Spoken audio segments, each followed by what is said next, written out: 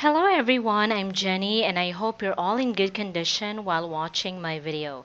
Before anything else, I'd like to do a shout out to my viewers and subscribers in India, Nepal, Vietnam, Saudi Arabia, and Pakistan.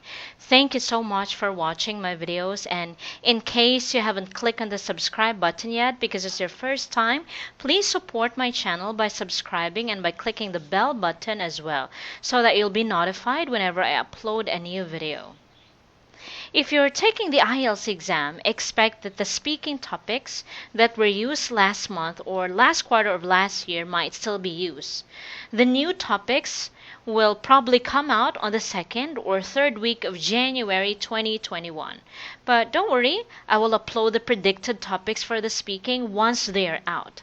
Meanwhile, let's get to know first the things that you need to do to increase your score in the IELTS speaking section. For you to achieve your target score, let's say your target is band 7 or 8 in IELTS speaking, you need to know the requirements. And those requirements are stated in the band descriptors. Please take a look for band 6. Notice that in Lexical resource, there's no idiomatic vocabulary there. However, in 7, 8, and 9, there are idiomatic vocabularies and it's actually a requirement. That is the difference. Of course, using idioms or idiomatic vocabulary are not enough. You have to speak fluently. When I say you have to speak fluently, you have to show to the IELTS examiner that you're not having difficulty in expressing your thoughts or your opinions in English. You should avoid long pause, you should avoid silence, and you have to answer the questions immediately. You need to speak in a comfortable way. You don't need to sound too serious or too formal. So, in short, fluency is very important, but you have to partner it with using idiomatic vocabulary in your answers, okay? So that you can get a good score in IELTS speaking. Aside from that, you have to make sure that you make very few grammar mistakes or almost no grammar mistakes. All right? So just follow the requirements or just meet the band descriptors and you will be good to go. You'll be fine. You will definitely get band 7 and higher. All right? So meanwhile, let's focus first on idioms. Okay? What are idioms? An idiom is a form of expression that's particular to a certain person or group of people. They are fun and useful expressions that usually can't be understood by defining the separate words. I've actually made some sample answers for real IELTS speaking questions, and I hope that they'll be useful for you in your IELTS preparation. Please read with me and do some shadowing, okay? The first question is, do you like to lend things to others? I got this question from the topic borrowing, okay? Please do some shadowing, read with me. Well, it depends on the price and how important the stuff is to me. If it's just a trivial thing like a hairpin or a ball pen, I don't mind lending it. However, if it's a laptop, I don't want to lend it because if it gets broken, the repair would cost an arm and a leg. Okay? So the idiomatic expression here is cost an arm and a leg. What does it mean? It just simply means very expensive. Okay, so instead of saying the repair is very expensive, replace it with an idiom instead. The repair would cost an arm and a leg. Alright? So that you can get a good score.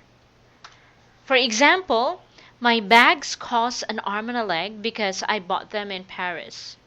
Another example, I don't want to buy the latest phone model because I am sure that they would cost an arm and a leg.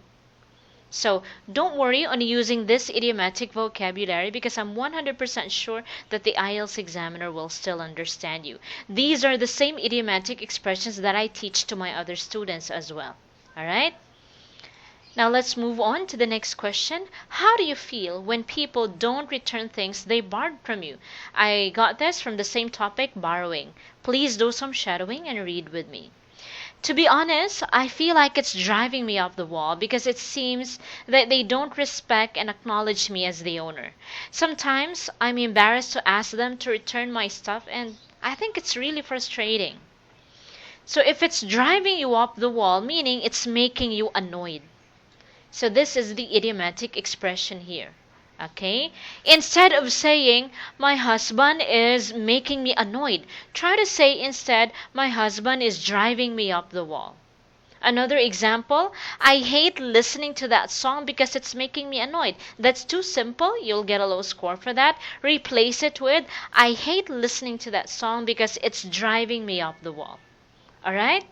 So I hope that you can use this and remember this when you answer the Ielts questions.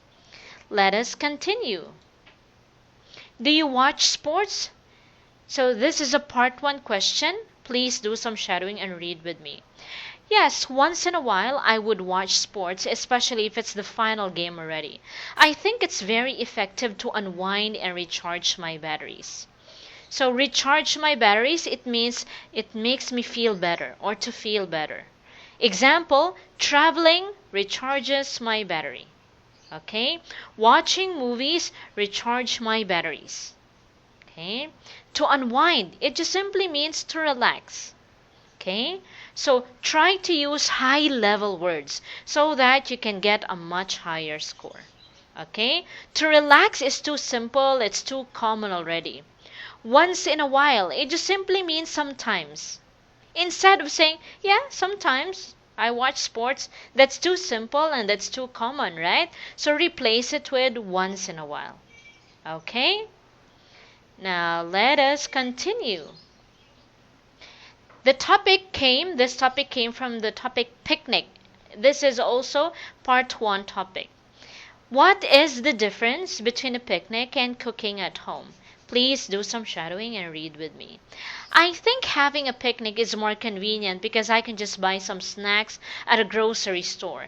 If I cook at home, it would be tiring and time consuming simply because cooking is not my cup of tea at all.